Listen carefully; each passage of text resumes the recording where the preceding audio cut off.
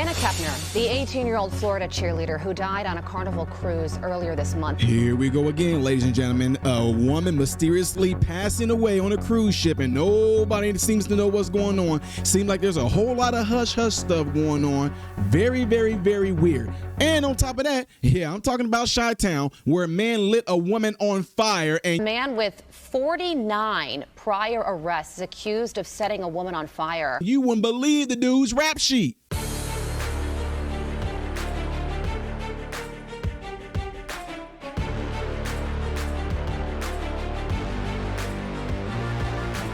What is the dealio, Fokios and Fokiramas? Happy Friday. Welcome to the channel. I'm Ty Smith. You're watching my channel, Model Renaissance Man, which I'm greatly appreciative of. Follow me up here. Follow me down here. Click this helps me. Thank you. If and when you do subscribe to the channel, click the bell notification. That way you'll be notified whenever I post videos. Lastly, don't forget to check out the other channel called Man, Husband, Father. Really appreciate it, folks. Really appreciate it. So, ladies and gentlemen, y'all know me. I like to get right into the story. I have been following this strange story in a way where this young woman was on a cruise ship, a teen cheerleader was on a cruise ship and mysteriously passed away. So they weren't putting out too much information, which kind of made my itty bitty ears kind of perk up a little bit. Like, how do they not know what's happened? How do they not know what's happened already? I mean, there's videos, you know, there's everybody, people that was on this cruise ship. Surely somebody was like, hey, we're on a cruise ship. Got the girl in the background with her family and all that. And it's just so strange that things seems to be on the hush hush, right? Her name is Anna Kepner, right? And there were these stories of people getting upset because they're like, the FBI won't say this, the FBI won't say that. Everybody just seemed to be kind of weirded out with the circumstances surrounding this girl's disappearance on this cruise ship. And now some new details are starting to emerge, which makes you just kind of go, okay, what? Check it out. Anna Kepner, the 18-year-old Florida cheerleader who died on a Carnival cruise earlier this month, was honored during a celebration of life service yesterday in her hometown. But her ex-boyfriend is now saying there were warning signs from her stepbrother, who has been named as a potential suspect. When I was on FaceTime with her and she was laying down and the brother tried to go on top of her, I was like, what the hell are you doing in the room, you know? Then he got scared and like ran away. And I heard his footsteps like running through the house, you know, because he got caught. Joining me now is Fox News contributor and criminal defense attorney Josh Ritter. Josh, what do you make of these new details? It's disturbing. You know, we're getting this slow trickle of information, which is a little frustrating. But as we get more information, it starts to turn or sound at least much more sinister. I mean, you know, initially, at least I would say that the official reports that we've been given is that we don't quite know if foul play was involved in her death. We know that certainly there was some person involved in concealing her body, but how she met her end, if there was violence involved or some other means, we don't know. But now, with this quote that we just heard there from the boyfriend, it's starting to sound like our worst fears may starting to become true. And I hope that investigators start to be more forthcoming with their information. Yeah, and now this step-sibling, the stepbrother suspect, who has not yet been charged with anything, but if that does happen, could he be charged as a 16-year-old, as an adult? Yeah, I mean, you know, every state has its mechanism for taking minors, you know, juveniles, those below the age of majority, 18 years old, and charging them with adult crimes. These are the types of situations that we see that, especially crimes involving violence. If that is what, in fact, took place here, certainly a murder is going to qualify for something like that where they might pursue it. It's up to the prosecutors. It's going to be up to Miami-Dade County. I think they have jurisdiction over this. It's being investigated by the feds, but they may hand that over to them. We'll see how this all plays out. But to answer your question more directly, yes, it's absolutely something that could be on the table. And now we're learning that the 16-year-old was briefly hospitalized after the cruise, and also separately, his mom and his stepmother is pleading the fifth in a separate custody battle case. So this is complicated and horrific, and this innocent young woman lost her life somehow, and we're going to be following it. Like, did y'all get that? Did y'all understand it? What tried to climb on top of her to what? So now all of a sudden now, ex-boyfriend said the stepbrother tried to climb on top of her. What is that supposed to mean, y'all? Plain and simple, somebody knows what's going on. somebody knows what happened, and we all know, y'all know how I am. I'm going to stay on this story until the finalization of what really happened came out, because number one, there's no mystery. Come on now.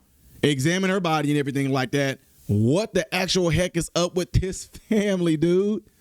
Ladies and gentlemen, I am interrupting this video right now because we are back around to that time again, and I know it has flown.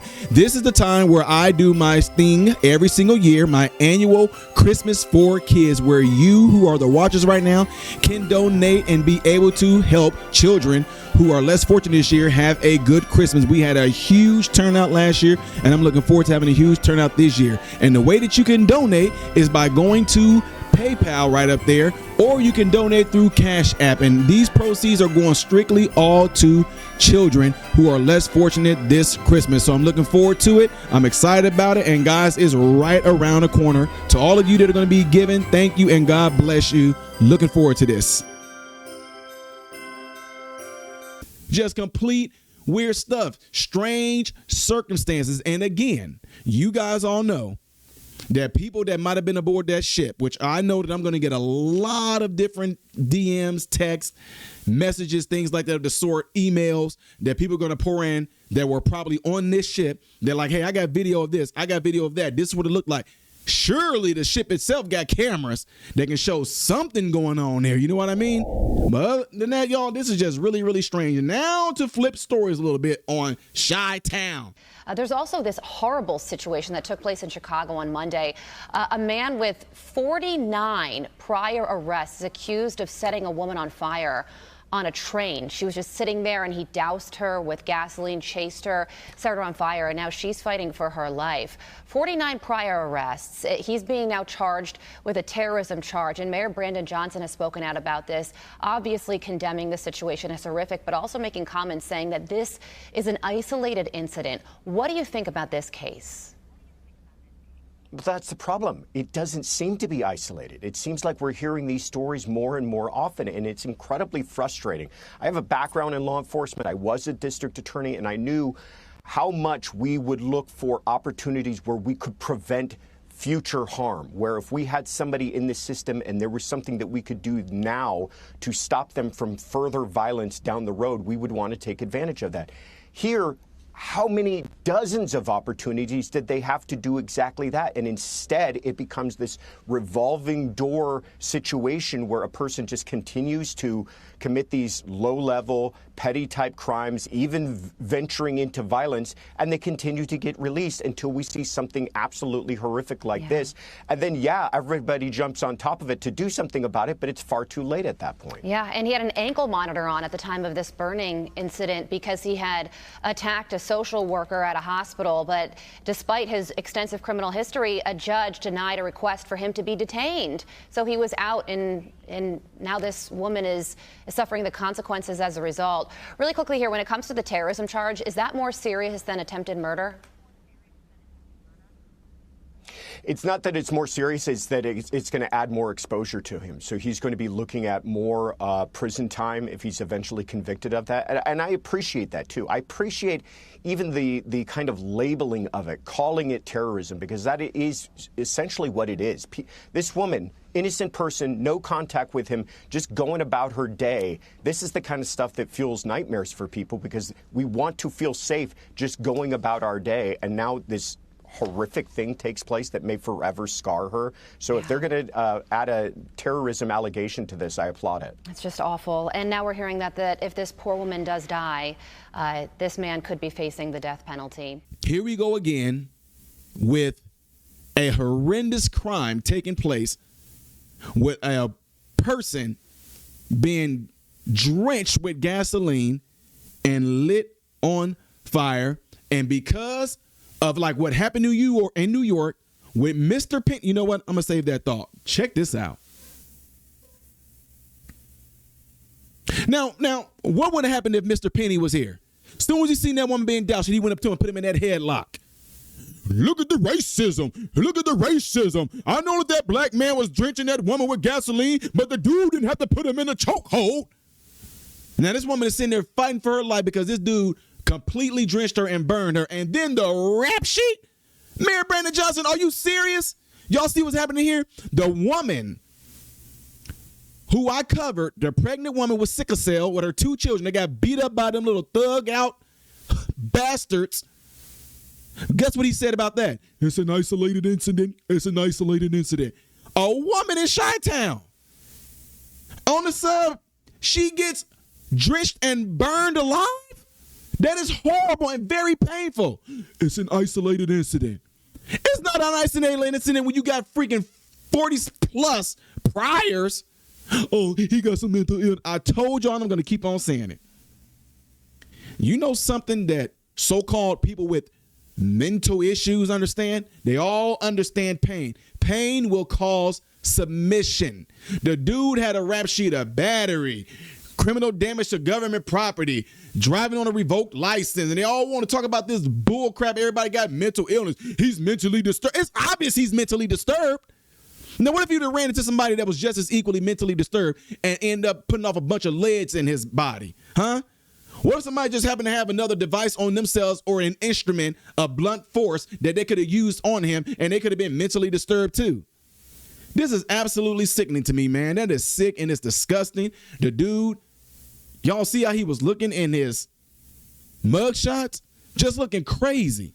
And yet they kept letting him out. I told y'all that here in Illinois, the soft on crime bullcrap is ridiculous. Let me end it with this.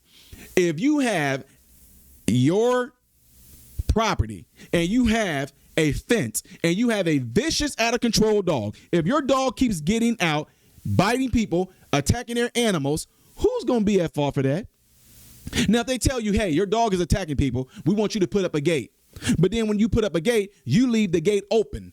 You don't close it. You leave the gate open. Your vicious, crazy dog keeps getting out, attacking people, attacking their dog. Who's going to be at fault for that? I don't know. Let me think. The owner. So you keep on letting out this vicious animal 40-some plus times, and he keeps attacking people, hurting people, damaging property. Who's at fault for that? Easy. Thank you. Anyway, y'all, I'm done with this. Let me know what y'all think about this by putting it in the comment section of this video. Don't forget to do what you see in the animation right here that would greatly help the channel. And if you would like to see the next video that I will be doing after this one in order, it's going to be that one up there. Things I did as of yesterday right here. If you have not subscribed, click this icon right here. All right, click that if you want to subscribe. I'm Ty Smith, Model Renaissance Man, and I hope and pray every last one of you have food, shelter, and clothing. Most of all, praying every last one of you guys in great health, mentally, physically, emotionally, spiritually. God bless you all through Jesus.